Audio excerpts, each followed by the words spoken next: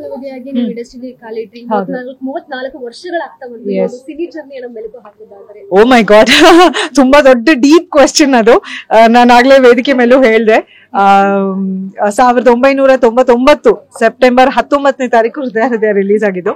So ಈ ವರ್ಷಕ್ಕೆ September ಬಂದ್ರೆ ನಾನು ಚಿತ್ರರಂಗಕ್ಕೆ ನಾಯಕ ನಟಿಯಾಗಿ ಬಂದು 25 ವರ್ಷ ಆಗುತ್ತೆ. ಆದ್ರೆ ನಾನು ಮೊದಲನೇ ಬಾರಿ ನನ್ನ ತಾಯಿ ನನಗೆ ಬಣ್ಣ ಹಚ್ಚಿಸಿ ಕ್ಯಾಮ್ರಾ ಮುಂದೆ ಆಕ್ಟ್ ಮಾಡಿಸಿದಾಗ ನನಗೆ 7 ವರ್ಷ ವಯಸ್ಸು. ಸೊ ನೀವು ಹೇಳಿದ ನಿಟ್ಟಿನಲ್ಲಿ ನೋಡಿದ್ರೆ ಆಲ್ಮೋಸ್ಟ್ 34 ವರ್ಷ 35 ವರ್ಷ ಆಯ್ತು ನಾನು ಮೇಕಪ್ ಹಾಕಕ್ ಶುರು ಮಾಡಿ. ಸೊ ಖಂಡಿತ ತುಂಬಾ ಖುಷಿ ಆಗತ್ತಮ್ಮ. ಒಂದೇ ಸಿಂಪಲ್ ಆಗಿ ಒಂದು ಸಿಂಪಲ್ ವಾಕ್ಯದಲ್ಲಿ ಹೇಳ್ಬೇಕು ಅಂದ್ರೆ ನಾನು ತುಂಬಾ ಪುಣ್ಯ ಮಾಡಿದ್ದೆ, ನನ್ನ ಸೌಭಾಗ್ಯ ಅದು. ಎಲ್ಲ ಕನ್ನಡಿಗರ ಮನಸ್ಸಿನಲ್ಲಿ ಹೃದಯದಲ್ಲಿ ನನಗೊಂದು ಸ್ಥಾನ ಇದೆ. ಅನುವಾಗಿ ಅವ್ರು ನನ್ನನ್ನ ಗುರುತಿಸಿ ಒಂದು ಕಲಾವಿದೆಯಾಗಿ ಗುರುತಿಸಿ ಇವತ್ತಿಗೂ ಅದೇ ಪ್ರೀತಿ ತೋರಿಸ್ತಾರೆ. ಅದೇ ನನ್ನ ಸೌಭಾಗ್ಯ, ನನ್ನ ಜೀವನದ ಒಂದು ಸಾರ್ಥಕತೆ ಅದು ನೀಡುತ್ತೆ ಅಂತ ನನಗನ್ಸುತ್ತೆ. ಸೇಮ್ ಟೈಮ್ 25 ವರ್ಷನೂ ಹೀರೋಯಿನ್ ಆಗಿ ಅದು ಕಮ್ಮಿ ಅಲ್ಲ. ಆಕ್ಚುಲಿ ನೀವ್ ನೋಡಕ್ ಹೋದ್ರೆ ಈ ನಡುವೆ ಅದು ತುಂಬಾ ಚೇಂಜ್ ಆಗಿದೆ.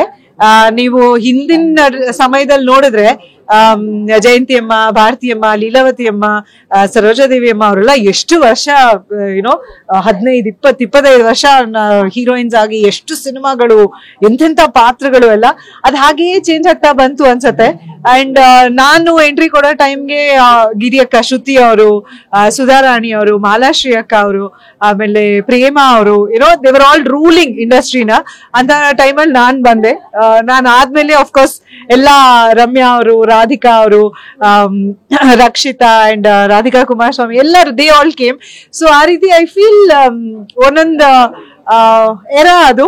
ಅಂಡ್ ನನ್ನ ಲಕ್ ಪ್ರಾಬಬ್ಲಿ ಈ ಸೋಷಿಯಲ್ ಮೀಡಿಯಾ ಇದು ಎಲ್ಲ ಇಷ್ಟು ಬೆಳೆಯೋಕ್ ಮುಂಚೆ ನಾವೆಲ್ಲ ಹೀರೋಯಿನ್ ಗಳಾಗಿ ಎಂಟ್ರಿ ಆದ್ವಿ.